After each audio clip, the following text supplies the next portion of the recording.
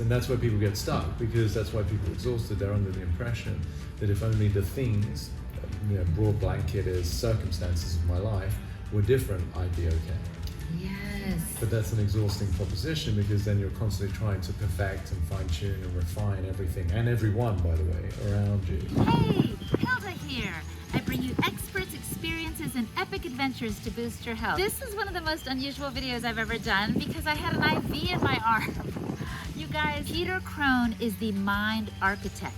And I caught him literally on the fly at this PaleoFX conference, and he's like, I'm gonna get a vitamin drip. And I was like, me too, why not? I thought I'd try it. Honestly, my energy is always good. I didn't feel that big of a difference yesterday after I did it, but I was thrilled to talk to Peter.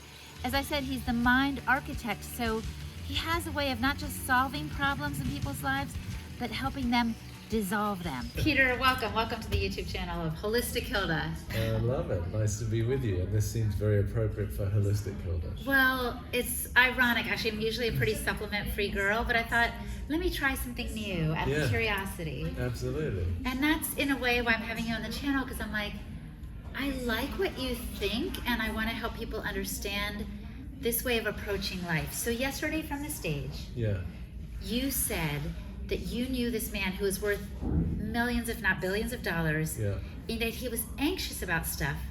So in some respects, it's like he wasn't even wealthy at all. Tell us more about that. Yeah, I mean, in the context of the conversation, they were talking about money, and of course, as human beings, there's a certain hierarchy, right? There's certain needs to sustain, like the shelter and food. And then I think we get into the realm of like what the ego wants, and it tends to be sort of more greed and attachment and accumulation. But I was really looking at in terms of the context of what's real wealth, right? And we tend to associate that with dollars or whatever currency. And so, this is someone I worked with, and I mean, I love the guy, he's a beautiful guy, but in this particular exchange, he was very frustrated because everyone comes to him for money.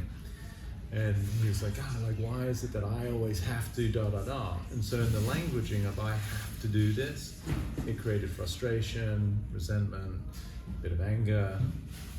And so I was really using it in the panel to help the audience understand that even a quote-unquote billionaire is still in the energy that they might feel for themselves, earning that $30,000, $50,000, $100,000 a year, whatever it is, that they are like, why can't I buy a house, or why do I have to do this? So the circumstances are irrelevant, and I wanted to use like a very real life example of someone who has billions of dollars, but is still in the same frequency of many people who wish they had it. And that's not where the wealth is found. It's not in the circumstance, but in the mindset around it. Yeah, I remember years ago I was a worship leader at my church, and sometimes I'd be like, I can't do this. I have to lead worship tomorrow morning. And I heard myself using that phrasing that feels obligatory and limiting. And I realized, I need to change that to I get to. I love this. I love playing the guitar and being in front of people and encouraging them, and connection that's spiritual, So I understand what you're saying about that. Yeah. And that's with the languaging where I helped him to shift from I have to, which was creating this resistant energy. So I said, what if you realize that, like you just said, I get to, and then we eventually got to I love to.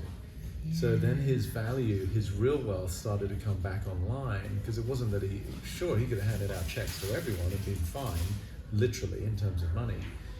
And that might have looked like a wealthy thing to do, but it was the energy that was associated with it when he went to I get to help these people. I love to help these people. And then he suddenly found a different form of wealth, which to me is the ultimate form of wealth, which is making a difference to others. Let's talk a little bit about that resistance piece, because you mentioned in your talk just a few moments ago too that I've heard the phrase what we resist persists, but the idea being that if there's something that we don't feel good about, it's there to teach us some kind of lesson, isn't it? Yeah, and it's even in the way you phrase it, if there's something we don't feel good about, it's not actually the something, it's the something is revealing what we don't feel good about in us. Oh my gosh, this is so mind-blowing. Okay, so it's not the thing that I'm not happy about. No, that's how it occurs. That's the illusion. How I perceive it. Yes, people get stuck, because that's why people are exhausted. They're under the impression that if only the things, broad blanket as circumstances of my life, were different, I'd be okay. Yes. But that's an exhausting proposition, because then you're constantly trying to perfect and fine tune and refine everything, and everyone, by the way, around you. versus, oh, can I attend to my internal experience regardless of circumstance? Can I be okay with the way things are? And I'm not saying that they're ideal, and I certainly don't condone a lot of behaviors out there, but my personal sanctity of peace and calm is more important than trying to manipulate circumstances. They say suffering comes from trying to get reality to adjust to what we want exactly. Yeah, do you that's agree one with that? component. I'd say suffering is also unfulfilled expectations, which is more the desire. We want things to be a certain way. You went to a party, a dinner party, you thought you were going to see someone, you had an expectation that wasn't fulfilled. So it's another form of suffering. But yeah, most suffering that people have is in the realm of resistance. The way their life is, according to the world, the almighty world of theirs, isn't the way they want it. And so it's basically like an adult with a bit of a childish tantrum. It's like, you know, the person that cut them off in traffic, well, they shouldn't have done that. Like, and now you put yourself in a state of resistance and suffering. And victimhood. Yeah. You're like, oh, that happened to me. That's so annoying. What's wrong with that person, right? Yes, exactly. Yeah, and that's a very powerless place to live. So the only way to have real freedom and power is to recognize that you're 100% responsible for your life. And that's a big undertaking that a lot of people don't want. You're telling me. Oh my gosh. Yeah. And so what happens? Okay, let's say I get this idea. I actually like the idea of empowerment and not living as a victim, but making choices that are beneficial for me and those around me. But there's a place, I'm kind of in between the now and the not yet, in the sense that I want to live this way, but I'm not anywhere close, or maybe I'm close but not at all where I want to be. Yeah. How do I advance in this process of learning to understand myself and see resistance as something that's coming from within me, not from without? I mean, first of all, you obviously do the work, you have a show, you know, like, so kudos to you and acknowledge you for that. But I think it's a balance between acceptance of where you are whilst being committed to where you'd like to be. Yeah. And the two can coexist. They sometimes seem like, you know, polar opposites or a paradox, but it's that profound acceptance of the way that I am and my life is right now, while still being like infused and creative and committed to the life that I am inspired to create. And within that, there can be, the real lesson is patience and trust. Because sometimes what we want and we feel that we work hard to get it doesn't manifest that quickly.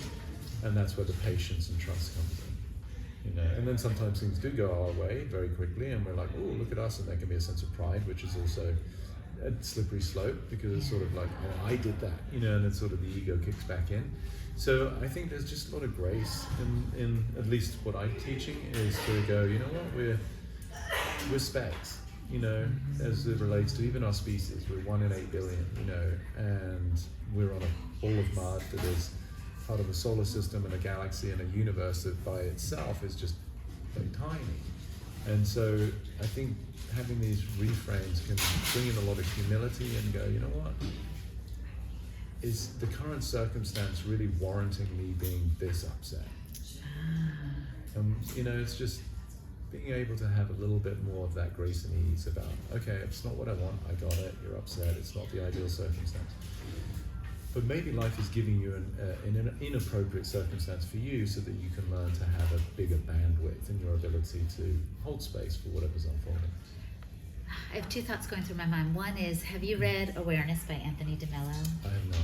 He talks a lot about this sort of thing of like facing reality, kind of watching your thoughts and your life in a way as like leaves kind of flowing down a stream. Mm-hmm. Because then you can have this equanimity, you know, you can have this kind of understanding like, oh, this is life. I don't need to fight against it. I can just observe, you know, whether you're angry, upset, happy, sad, it kind of just let it flow.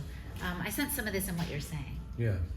Yeah, and it's easier said than done, right? And this is where 100%. the compassion comes in, and the fight against life, as you said, is really the fight against self. And that's where the futility comes in. It appears as though I'm upset, like because of, as we said earlier, the thing or whatever the person did or said. But really, the event was the catalyst to reveal the constraint in me. Okay, so this is the second question I wanted to ask you that was on my mind. Do you think circumstances continue to reappear, as some people say, like I think Kelly Brogan says, you kind of have spiral life trajectory in that we have to keep revisiting lessons until we learn them. Do you think things will continue to appear in my life, for example, that challenge me on the same point until that resistance fades? Absolutely. Because that's why you're here, as far as I can see. Yeah. So the resistance, you know, and obviously there are varying degrees of resistance. There can be like flat out fight, like, you know, you're literally fighting somebody. And then there can be just like sulking or arguing. You know, there's a whole cascade of different levels of resistance. But, you know, and that we could say is the evolution, right? You know, to begin with, you would not even talk to the person. You know, they're totally wrong. And you'll be sort of this sort of self-righteous energy. And then you're like, okay, well, we'll meet for a coffee. And, you know, so there's this progression that is hopefully where you're becoming a bigger, more loving, more accepting human being. Yeah, it reminds me of how someone might be like, oh, you know, I hate my boss, Yeah. you know, and this is such a horrible situation. And they get another job. The same circumstance arises, perhaps this time on a personal level where they hate their spouse, or you know what I mean? Yeah. Like it's going to keep showing up. Yes. So the consistent theme is one, them, and then two, by the sounds of it, the hate, which is really a resistance. So what they're actually being triggered by is something that they're not comfortable with, and they're just superimposing it on their boss, their spouse, or whatever. So now I have a very challenging question for you, I think. Sure. Okay. So I'm in this alternative health space. I've interviewed all kinds of people, Luke Story, different people who have different faith perspectives. And some of them say, like, we can't make these changes like without a higher power, without God. And others say, we're God. So I'm just curious what you think. Like, are we a part of some united consciousness, or is there a higher power that wants to see us grow and change in the ways you're describing? I mean, I love that you had the precursor as a hard question. I think it's actually easy. I think it's both. I think the fact that most questions arise from in the world of duality is why you proposed it as an either or. I did. Yeah, and for me it's both. It's like I am God and there's a higher power of which I'm a part. So I'm not the entirety, but I'm also not separate from it. So like the wave, it's like saying, so is the wave the ocean, or is the ocean the wave? It's like, well, no, the entirety of it is the ocean, and the wave exists as an aspect of it. I'm an aspect of God, but I'm not God exclusively. Right. So let's just say, again, with the duality, the person who thinks, okay, God is outside of me, or maybe someone who's in me by the Holy Spirit or whatever, but they're a separate being, Yeah. and the person who thinks we're all God, even if they stick with that kind of thinking their whole life, they're both right, is what I hear you saying. Yeah, and I don't particularly like the word right. Oh, sorry. I'm just duality again. Right, Yeah, wrong, right. good, evil. Because then it's sort of, it becomes a dead end. And I still like to stay in the not knowing. I'm just proposing what I see. I can't know God, and I can't declare that I am or not. But the way that I at least see it and the way I experience it is that I'm not a part of. I'm not separate from, but I am a part of. Like, there's a P-A-R-T, and then there's a space P-A-R-T. Right? So a part, one word, is I'm separate from, versus a part of. So I am in the essence of what we call God, and for that reason I'm a part of it, but I'm not the complete. Right? Interesting. We're good. Oh, okay. Yeah. Well, you've given me a lot of food for thought, and I really appreciate the challenge that you've brought, even in this conversation, but on the stage here at Paleo Effects. It's been a pleasure getting to know you, and I hope to have you on the Wise Traditions podcast sometime. Well, thank you. This is It's lovely my to meet you. YouTube channel, but a Yeah. pleasure, Peter. Thank you for your time and your questions. Thanks for watching, you guys. Let me know in the comments below what you thought of my conversation with Peter Crone and who else you think I should have on the show. Hasta pronto!